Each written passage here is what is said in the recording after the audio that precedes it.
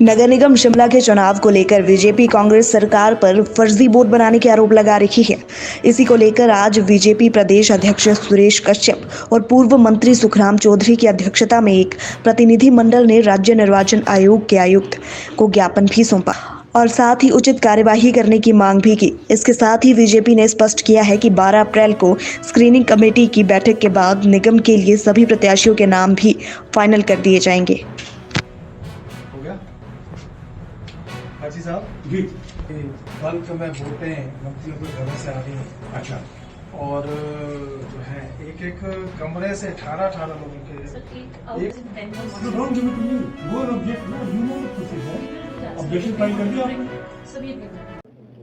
देखिए, आज हमारे कई विषय हैं वैसे तो, लेकिन मुख्यतः एक तो जिस प्रकार से बल्क में वोटें मंत्रियों और विधायकों के घर से आ रही हैं, उसको हमने ऑब्जेक्ट किया है कि एक एक घर से 18 20 एक ही घर के अंदर 18 20 लोगों की वोटें बनाई जा रही हैं और एक मंत्रियों के घरों से थैले के थैले भर के जो है वोटों के आ रहे हैं।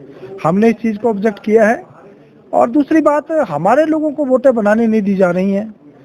पंथा घाटी का ही भट्टा कुफर का ही मामला भी ध्यान में आया है कि वहाँ पर जो है हमारे लोग वोटें जो लेकर गए हैं उनकी वोटें नहीं बनाई जा रही हैं। दूसरी ओर सरकार के दबाव में जो है सरकार दबाव बनाकर एक एक घर से 18 20 लोगों के नाम वोटे के लिए भेज रहे हैं। तो इस बात को लेकर हम अभी मिले हैं। दूसरा विषय जो है वो रोस्टर का है कि जब चुनाव 34 वार्डों में ही हो रहे हैं, पिछली बार 2017 में भी वार्ड 34 थे, अभी भी वार्ड 34 है, अर्थात वार्डों में कोई चेंज नहीं किया गया है, तो रोस्टर भी 17 के आधार पर लगना चाहिए था।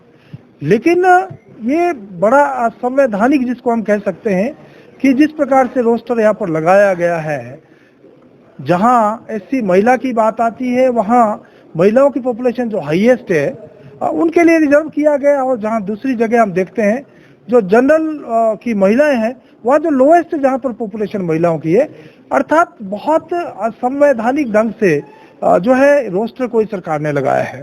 तो ये विषय है, इन विषयों को लेकर अभी हम मिले हैं। मैं समझता हूं कि जिस प्रकार से सरकार जो है इस चुनाव को हाईजैक करना चाहती है, जो बड़ा दुर्भाग्यपूर्ण है। इस सरकार का मात्र जो 3-3.5 महीने का कार्यकाल, असफल कार्यकाल जिसको हम कह सकते हैं, और जिस प्रकार से झूठ बोलकर ये सरकार सत्ता में आई और अब ये झूठे हथकंडे अपनाकर जो इस चुनाव को भी हाईजैक करना चाहते हैं, इस विषय को लेकर हम मिले हैं। इस सरकार ने जो गारंटियां विधानसभा चुनाव से पहले दी थी, एक भी गारंटी इन्होंने अभी तक पूरी नहीं की। जो कहते थे कि हम पहली कैबिनेट में ही महिलाओं को जो है हम 1500 रुपए उनके खातों में डाल देंगे, हम जो ओपीएस लागू कर देंगे, हम 300 यूनिट फ्री बिजली कर देंगे। हमने क्या देखा है इन 3.5 महीनों में? बिजली 300 यूनिट फ्री होने की जगह 22 पैसे प्रति यूनिट उसको बढ़ा दिया, अर्थात जनता के ऊपर बोझ डालने का काम इन्होंने किया। अपने वादे से इन्होंने अपना वादा निभाने की जगह जो है उल्टा जनता के ऊपर जो है आर्थिक बोझ डालने का काम किया। दूसरा, इन्होंने कहा था हम महिलाओं के खातों में 1500 रुपए देंगे।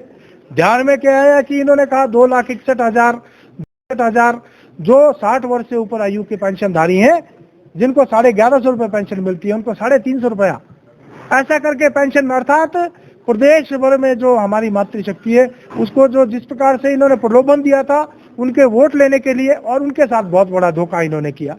इसी प्रकार से ओपीएस लागू करने की बात हम कह रहे थे, इन्होंने कहा हम पहली कैबिनेट में लागू कर देंगे, अब कह रहे थे 1 अप्रैल से लागू हो जाएगी, लेकिन अभी तक उस दिशा में कोई काम नहीं हुआ। दूध खरीदने की बात ये करते थे, गोबर खरीदने की बात करते थे। दूसरी ओर इन्होंने पानी के ऊपर जो है पानी का रेट बढ़ा दिए, इन्होंने गार्बेज के रेट बढ़ा दिए, अर्थात जनता को मिला कुछ नहीं है और उल्टा जनता के ऊपर बोझ जो है इन्होंने आर्थिक बोझ बढ़ाने का काम किया है। इस सरकार ने, मैं समझता हूँ, झूठी गारंटियां देकर इन्होंने सत्ता हथियाने का काम किया है। और अब जो है यहाँ पर भी जो है धक्केशाही से ये लोग इस चुनाव के ऊपर जो है कब्जा करना चाहते हैं, और हम भारतीय जनता पार्टी इसका कड़ा विरोध करते हैं। और हम जो है हमने इस बात को लेकर ही आज अपना ज्ञापन यहाँ पर भी दिया है। और मैं समझता हूँ आज प्रदेश की जनता भी इस बात को समझ चुकी है।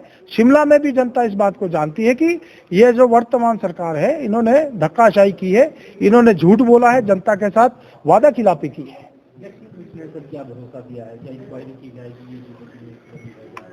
देखिए, इन्होंने कहा है कि आप जो है इस प्रकार के जो ऑब्जेक्शंस किए हैं तो आप पर्टिकुलर भी ऑब्जेक्शन इनको करें, जहाँ जाके भी ऐसे मामले हैं, और हम निश्चित रूप से एसडीएम को भी और डीसी महोदय को भी जो है ऑब्जेक्ट हम करेंगे कि जहाँ इस प्रकार की वोटें बनाई गई हैं, फर्जी वोटें बनाई गई हैं, एक एक घर से 18-18, 20-20 वोटें आई हैं, और इन्होंने भरोसा दिलाया कि हम उसका वेरिफिकेशन करेंगे, और वेरिफिकेशन के बाद ही, क्योंकि रजिस्ट्रेशन की आज लास्ट डेट है, लेकिन वेरिफिकेशन करके ही हम वोटें बनाएंगे। हम जिताऊ लोगों को इस बार चुनाव मैदान में उतारेंगे, और 12 तारीख तक हमारी जो है सूचियां तैयार हो जाएंगी, और हम जल्दी ही इनको डिक्लेयर करेंगे।